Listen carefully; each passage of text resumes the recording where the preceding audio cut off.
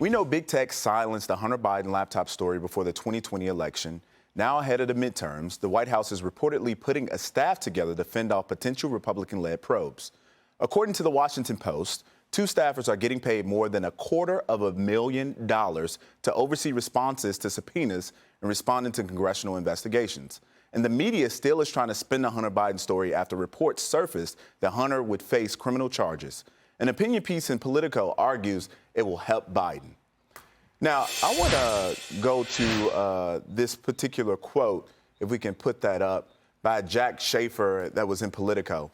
The president should, after shaking off natural parental gloom, allow himself a moment to celebrate the political gain he stands to reap in the wake of a Hunter Biden criminal justice misfortune.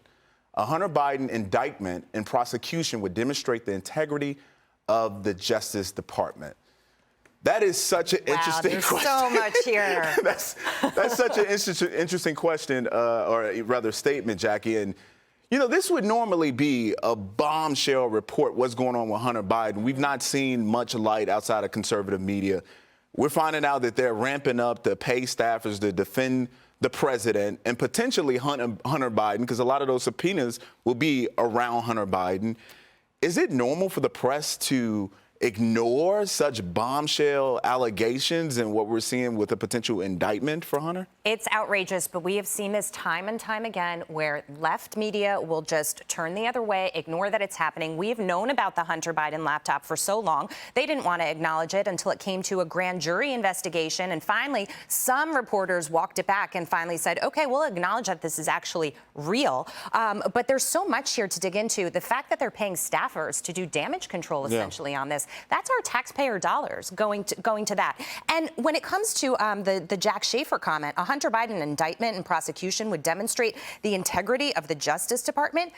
If the Washington Post article is true and if charges are brought, they would be failure to declare income from his foreign business deals and a failure to declare that he was a drug addict on a gun application. What about the business deals? What about actually what transacted in China and in Ukraine? And what about the president's involvement? This is not a win for the Justice Department if it goes forward like this. But that's the whole thing here that I find so alarming is that, and so many people have said this is what they think the tactic is. It is these minimal charges relative to these bigger issues, obviously, and these huge questions that have national security implications, Jackie. Like you just said, people are supposed to take this as a big win. Oh, well, we've got the Hunter Biden situation all wrapped up because likely if this is all he's facing, some tax crimes and an illegal gun, there will be some sort of a plea deal. And then we can just say, well, this matter is over and let's not worry about Hunter Biden anymore. And to that point, can we play that Trump song? We don't want bad stuff to happen, but they're leaking that couple of minor charges relatively compared to the kind of charges that they could be. And that's up to them. But are they actually going to do the right thing and hold the Bidens accountable, or is this just a charade and an excuse to continue targeting me and our movement of Make America Great Again and America First? I don't know. Now, Sean, I think he made a really great point there, because I think there's a lot of people questioning the fact that it's taken so long in this investigation. Charges hasn't been brought yet.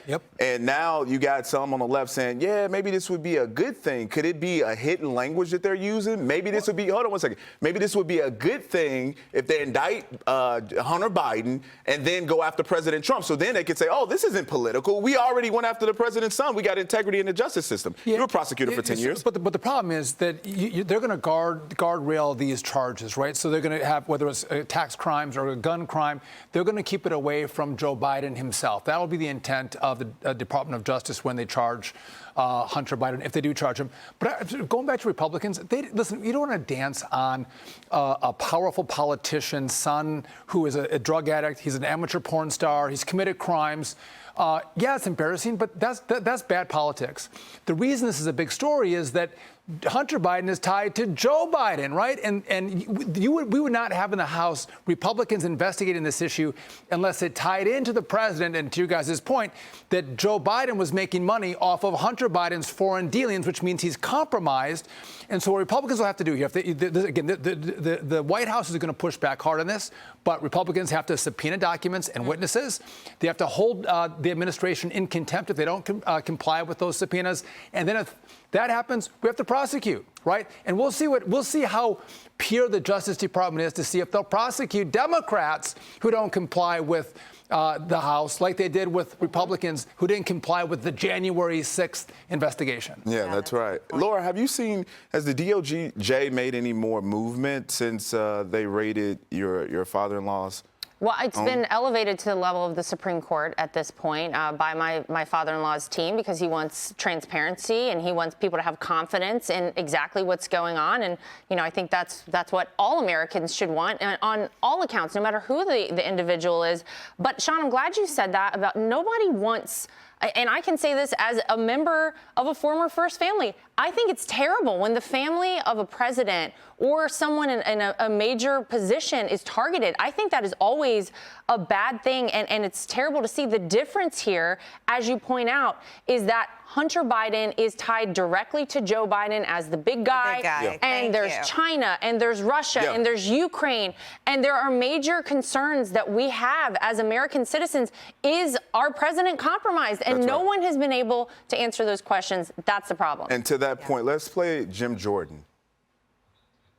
In 2016, they spied on President Trump's campaign. In 2018, it was the Mueller investigation. In 2020, they suppressed information about the Hunter Biden laptop. And now in 2020, they've raided the home of the former president, taken the phone of a sitting member of Congress 91 days before an election. So when is the FBI not going to involve themselves in one of our elections? That's probably a key question.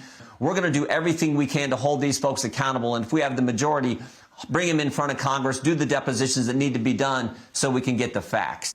Now, Sean, they can do all the hearings they want, but the FBI has to still cooperate. The IRS and any of these other agencies, they have to cooperate. And they're now under the leadership of Joe Biden. So do you think we're going to really get something done if Republicans take the majority in the House? I think what's going to happen is Republicans are going to hold money back if they don't comply with the subpoenas, right? If they don't provide the information that the Congress requests, the power of the purse belongs in the Congress. They'll hold cash back, and money speaks in Washington. And so I do think they're going to get compliance at some point. Now, they'll try to drag their feet. But again, all of this effort is going in because Joe Biden is afraid himself. He's afraid for his political career. He's afraid about the money he's made from his son. And therefore, he has to hire big people to come in with big salaries at taxpayers' expense to protect his political hide, not to protect his son. And he should be afraid because we're not going to let up.